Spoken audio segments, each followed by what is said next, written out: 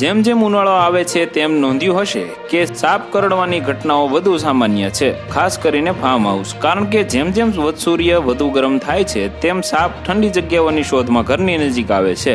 તેથી જ ઉનાળા દરમિયાન ઘણી જગ્યાએ સાપ આવીને તેમને પકડીને જંગલમાં છોડી દેવામાં આવે છે. હોળી, ફેબ્રુઆરી, માર્ચમાં સાપને ઈંડા મૂકવાનો સમય છે. સાપ ખોરાક માટે ઘરમાં આવશે, કારણ કે આપણે ખોરાકને વેરવિખેર કરીશું. ઉંદરો અને દેડકાઓની સંખ્યા વધશે અને પક્ષીઓની સંખ્યા માળો બાંધશે અને ઈંડા મૂકશે. દેડકાઓની સંખ્યા વધશે, સાપ તેમને ખાવા માટે આવશે. ઉપરાંત જો તમે પક્ષીઓ રાખો છો તો સાપને દૂર રાખવા માટે જંતુનાશકોનો છંટકાવ કરો.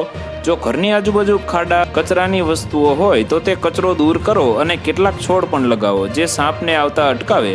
આના માટે તમે મરવાનો છોડ કે લેમન ગ્રાસ લગાવી શકો છો, જેનાથી સાપ નહીં આવે. તો વધુ માહિતી મેળવવા માટે ચેનલ સાથે જોડાયેલા રહો. વિડીયો પસંદ આવે તો લાઈક કરી દેજો. ચેનલમાં નવા છો તો સબસ્ક્રાઈબ કરી દેજો.